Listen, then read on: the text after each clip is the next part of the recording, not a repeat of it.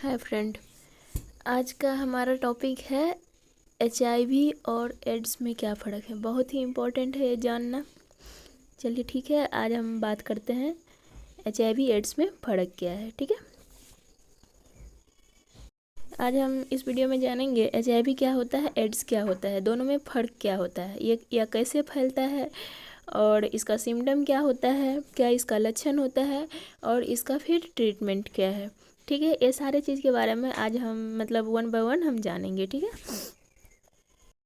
HIV का पूरा full form क्या होता है, पूरा मतलब क्या होता है, ह्यूमन इम्यूनो डिफिशिएंसी वायरस। ठीक है, ह्यूमन इम्यूनो डिफिशिएंसी वायरस। और एड्स का acquired immuno deficiency virus. AIDS जो है एक वायरस के द्वारा फैलता है।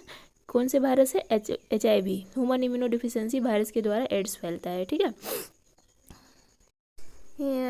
ये जो है HIV एक तरह का वायरस है जो हमारे शरीर में 3 तरह से फैलता है, 3 तरह से घुस सकता है। मोड ऑफ मतलब ये जो होता है ट्रांसमिशन होता है, ये कैसे होता है और ये वायरस हमारे शरीर में किस तरह से घुसता है वो हम देखेंगे। पहला जो है ये हमारे शरीर में कैसे घुसता है, तो अनप्रोटेक्टेड सेक्सुअल इंटरकोर्स।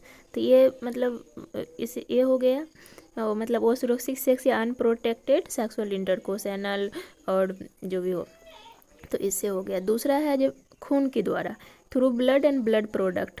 कोई भी मतलब ब्लड बैंक से मतलब बिना मतलब ब्लड चेक करवाए मतलब उसको ब्लड चढ़ा दिया गया, और मतलब अच्छे से ब्लड ट्रांसफ्यूज़न। पहला क्या है, अनप्रोटेक्टेड सेक्सुअल इंटरकोर्स, असुरक्षित सेक्स से। दूसरा है through blood and blood product, खून के द्वारा। और फिर हम इसका तीसरा क्या है, infected mother to child, placental transmission होता है, मतलब वर्टिकल ट्रांसमिशन। इन्फेक्टेड मदर से बच्चे को ट्रांसमिट हो जाता है ड्यूरिंग प्रेगनेंसी और डिलीवरी। ठीक है, प्रेगनेंसी और डिलीवरी के टाइम में ये ट्रांसमिशन होता है माँ से बच्चे में, जिसको हम क्या बोलते हैं, वर्टिकल ट्रांसमिशन। इन्फेक्टेड माँ से बच्चे में ट्रांसमिशन होता था। हम लोग 3 देखे थे ना, पहला देखे जो अनप्रोटेक्टेड सेक्स से, दूसरा देखे ब्लड और ब्लड प्रोडक्ट से, और तीसरा देखते हैं मतलब इन्फेक्टेड मदर टू चाइल्ड। तो 3 मोड ऑफ ट्रांसमिशन होता है एड्स का। 3 तरह से हमारे शरीर में HIV वायरस घुस सकता है। बहुत लोगों में HIV के सिम्टम नहीं दिखते हैं। ठीक है, बहुत लोगों में HIV के सिम्टम नहीं दिखते हैं। ये 2 से 5 साल और कभी कभी 10 साल भी रह सकता है, मतलब पूरा छुपा हुआ सिम्टम। HIV है, HIV वायरस मतलब उसके शरीर में है, इन्फेक्शन हो गया है, लेकिन ऐसे होते हैं 5 से कभी कभी 2 से 5 साल और कभी कभी 10 साल तक भी, मतलब ऐसे उसके शरीर में वायरस है लेकिन उसका सिम्टम नहीं दिख रहा है। कुछ लोगों में बुखार होता है और चले जाता है। ठीक है, बुखार होता है चला जाता है, इंसान चेकअप नहीं करवाता, फिर पता नहीं चलता, सिम्टम नहीं दिखता है। तो बहुत लोगों में ऐसा ही होता है। जब HIV एडवांस हो जाता है तो जब HIV एडवांस हो जाता है तो इम्यूनिटी के कुछ सेल को या क्या करता है, खाने लगता है, मारने लगता है, और इम्यूनिटी घटने लगती है। एडवांस HIV में इम्यूनिटी के कुछ सेल को या खाने लगता है, जिसके कारण क्या होता है, इम्यूनिटी जो हमारी शरीर का वो घटने लगती है।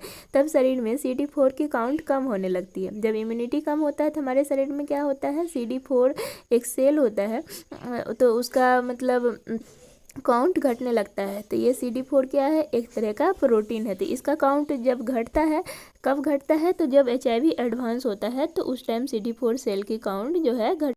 नॉर्मली जो है CD4 जो है इसका नंबर कितना होना चाहिए, CD4 और हेल्पर T सेल भी इसको बोलते हैं, तो नॉर्मली जो है इसका नंबर 500 होना चाहिए। ठीक है, 500 के ऊपर होना चाहिए नॉर्मली। एक नॉर्मल व्यक्ति जो होता है तो उसके शरीर में CD4 और हेल्पर T सेल का नंबर कितना होना चाहिए, 500 से ज़्यादा होना चाहिए।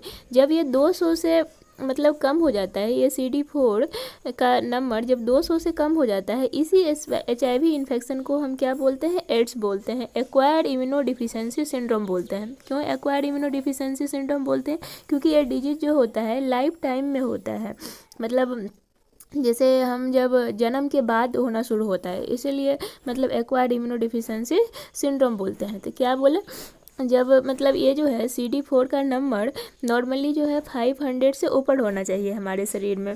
एक हेल्दी व्यक्ति के लिए कितना होना चाहिए? 500 से ऊपर होना चाहिए। लेकिन जब ये HIV इन्फेक्शन के केस में जब ये सेल का नंबर CD4 जो है, CD4 और हेल्पर T सेल, इसका काउंट अगर 200 से भी कम हो जाए तो इसी HIV इन्फेक्शन को हम क्या बोलते हैं? एड्स बोलते हैं। इसका पूरा नाम क्या है? Acquired immuno deficiency syndrome. ठीक है। जब भी किसी का वेट घटने लगता है, मतलब इसका सिम्टम क्या होता है? इंसान का क्या होता है? वेट घटने लगता है, बहुत दिन तक बुखार रहता है, मतलब बहुत तेज़ी से क्या होता है उसका जो है वेट लॉस होता है। ठीक है। बुखार बहुत दिनों तक रहता है, बिना कारण का खांसी या बलगम रहता है, तो इन लोगों में HIV टेस्ट करना बेहद ज़रूरी हो जाता है। अगर किसी का अचानक से बहुत सडनली बहुत वेट घट रहा है, ठीक है, बहुत दिनों तक बुखार रह रहा है, बिना किसी कारण का खांसी और बलगम रह रहा है, वेट घट रहा है, बुखार रह रहा है और बिना किसी कारण का खांसी या बलगम रह रहा है, तो बहुत ही ज़रूरी है इस आदमी में HIV टेस्ट कराना। HIV टेस्ट करवाना चाहिए इस पर्सन को। ठीक है। क्योंकि बहुत सारे लोगों में HIV इन्फेक्शन का सिम्टम हो सकता है। बहुत सारे ऐसे लोग हैं दुनिया में जिसमें को क्या हो सकता है? HIV इन्फेक्शन का सिम्टम हो सकता है। और तो कुल मिला के HIV क्या है? एक वायरस है जिसके कारण क्या होता है? इन्फेक्शन होता है। और इस इन्फेक्शन अगर इसमें CD4 का काउंट बहुत एडवांस में, मतलब जब ये HIV इन्फेक्शन बहुत एडवांस तक पहुँच जाता है और CD4 जो है हेल्पर T सेल, उसका नंबर घट के 200 से भी कम हो जाता है, तो इसी एडवांस स्टेज में जब HIV वायरस पहुंच जाता है तो उसको हम क्या बोलते हैं? एड्स बोलते हैं। ठीक है, उसको हम एड्स बोलते हैं। बहुत सारे लोग में HIV का इन्फेक्शन का सिम्टम हो सकता है और कुल मिला के क्या है? HIV एक वायरस है और जिसके कारण क्या होता है? इन्फेक्शन होता है। और पर जब ये एडवांस हो जाए, यही HIV इन्फेक्शन जब एडवांस हो जाता है और ये CD4 जो है इसका नंबर जो है 200 से भी कम हो जाता है, तो इसी एडवांस HIV को क्या बोलते हैं? हम एड्स बोलते हैं। इसी एडवांस HIV को एड्स कहा जाता है। HIV इन्फेक्शन का इलाज और दवाई जो है उपलब्ध है। ठीक है। HIV इन्फेक्शन का इलाज दवाई उपलब्ध है, रोज़ एक गोली खानी होती है। और HIV क्या है? कंट्रोलेबल है, इसको हम कंट्रोल कर सकते हैं लेकिन क्योर नहीं कर सकते। कंट्रोलेबल है, क्यूरेबल नहीं है। इसका इलाज दवाई सारा कुछ अवेलेबल है, एक एक गोली रोज़ खाना पड़ता है और ये इसको हम कंट्रोल कर सकते हैं, क्योर नहीं कर सकते हैं। जैसे कि डायबिटीज़ और हाइपरटेंशन को ओनली कंट्रोल किया जा सकता है, इसको क्योर नहीं किया जा सकता है। उसी से डायबिटीज़ हाइपरटेंशन को जैसे ओनली कंट्रोल किया जा सकता है, क्योर नहीं किया जा सकता, उसी टाइप से एड्स को भी ओनली कंट्रोल किया जा सकता है, क्योर नहीं किया जा सकता। बहुत लोगों का मन में ये डाउट होता है कि एड्स जो है, मतलब जैसे क्या बोलते हैं, बाथरूम शेयर करने से, मच्छर काटने से, किसी के साथ में खाने से या बेड शेयर करने से एड्स एक दूसरे को होता है या नहीं होता है? तो बिल्कुल नहीं होता है। मच्छर काटने से एड्स नहीं होता है, या मतलब किसी के साथ कोई भी व्यक्ति को अगर एड्स हो गया है तो उसके साथ खाने से या मतलब उसका टॉवल यूज करने से, बेड शेयर करने से, बाथरूम शेयर करने से एड्स किसी दूसरे को नहीं फैलता है। ओनली जो है इसका 3 मोड ऑफ ट्रांसमिशन है, अनप्रोटेक्टेड सेक्सुअल इंटरकोर्स, दूसरा है through blood and blood product और तीसरा है vertical transmission through mother to child. ठीक है। और भी दूसरा मतलब जैसे मतलब मच्छर काटने से, साथ में खाने से, ये सब कुछ नहीं। और ऐसा भी नहीं है किसी भी एड्स पर्सन को जो सोसाइटी से अलग कर दिया जाए, मतलब ये कम्युनिकेबल, ऐसा दूसरे को नहीं फैलता है। ये 3 ही मतलब ऐसा मोड ऑफ ट्रांसमिशन है जिससे मतलब ट्रांसमिशन होता है, और कोई मोड ऑफ ट्रांसमिशन इसका नहीं होता। मच्छर काटने से बिल्कुल भी एड्स नहीं फैलता है। ठीक है। Thank you. अब मिलते हैं हम नेक्स्ट वीडियो में।